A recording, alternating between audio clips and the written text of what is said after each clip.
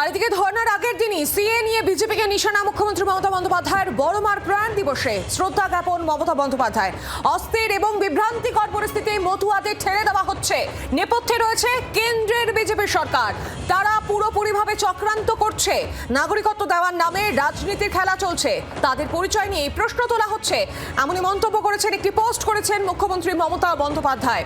আগামীকাল তাদের রয়েছে ধর্ণা কর্মসূচি এবং তার আগের দিনই কার্যত বিজেপিকে নিশানা মুখ্যমন্ত্রীর।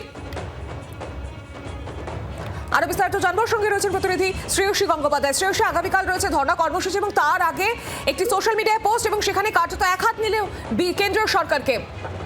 একেবারে দেখো, আজকে বীণাপানি দেবীর তিরোধান দিবস এবং সেই তিরোধান দিবস উপলক্ষে মুখ্যমন্ত্রীর যে সোশ্যাল মিডিয়া পোস্ট, সেই পোস্টে একদিকে যখন তিনি সেক্ষেত্রে বীণাপানি দেবীর প্রতি তার শ্রদ্ধা জ্ঞাপন করছেন, মতুয়া সমাজের জন্য তিনি কি কি করেছেন তার উল্লেখ করছেন, কিন্তু সব থেকে গুরুত্বপূর্ণ সেখানে একেবারে শেষের দিকে তিনি স্পষ্টত বলছেন যে এই মুহূর্তে অত্যন্ত পরিতাপের বিষয় হচ্ছে যে কেন্দ্রের বিজেপি সরকার সেক্ষেত্রে চক্রান্ত করে এক অস্থির বিভ্রান্তিকর পরিস্থিতি তৈরি করেছে, যার ফলে মতুয়া ভাই বোনদের ঠেলে দেওয়া হচ্ছে, একটা অস্থির পরিস্থিতির দিকে ঠেলে দেওয়া হচ্ছে, নাগরিকত্ব দেওয়ার নাম দিয়ে খেলা হচ্ছে। এবং তিনি স্পষ্টত বলছেন যে এক্ষেত্রে এই অন্যায় আমরা মানব না এবং এদের যে অধিকার, সেই অধিকার, মানুষের অধিকার কেড়ে নেওয়ার যে চেষ্টা চলছে তার বিরুদ্ধে লড়াই চলবে।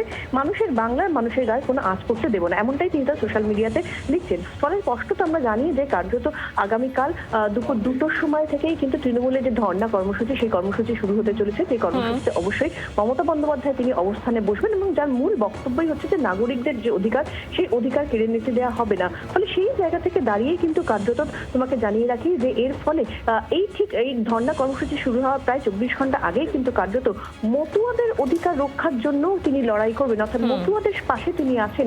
এই এসআইআর এই পরিবেশের মধ্যে মতুয়াদের পাশে তিনি রয়েছেন, মতুয়াদের নাগরিকত্ব তিনি কেড়ে নিতে দেবেন না, সেই বিষয়টা নিয়েও কিন্তু কার্যত ফের আরো একবার তার যে অবস্থান এবং তার যে বক্তব্য এবং সেই লড়াইয়ের বার্তা তিনি দিয়েছেন তার এই পোস্টের মাধ্যমে। একেবারে শ্রেয়সী, ধন্যবাদ তোমাকে। আর এই নিয়ে রাজ্যের মন্ত্রী চন্দ্রিমা ভট্টাচার্য তিনি কি বলেছেন শোনাবো আপনাদের।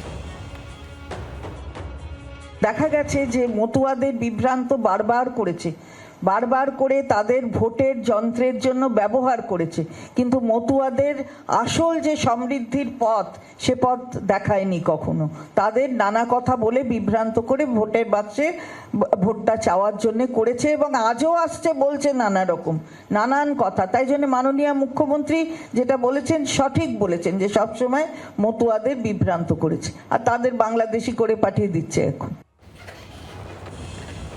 আর এই মুহূর্তে আমাদের সঙ্গে টেলিফোন লাইনে রয়েছে বিজেপির প্রধান মুখপাত্র দেবজিৎ সরকার। দেবজিৎ বাবু, বড়মার শ্রদ্ধা জ্ঞাপন করেছেন মুখ্যমন্ত্রী মমতা বন্দ্যোপাধ্যায় প্রয়াণ দিবসে। এর পাশাপাশি বলা হচ্ছে যে এমনই পরিস্থিতি তৈরি করা হয়েছে, অস্থির এবং বিভ্রান্তিকর পরিস্থিতি তৈরি করা হয়েছে এবং সেখানে মতুয়াদের ঠেলে ফেলে দেওয়া হয়েছে এবং এর পেছনে কেন্দ্রীয় সরকারের চক্রান্ত রয়েছে।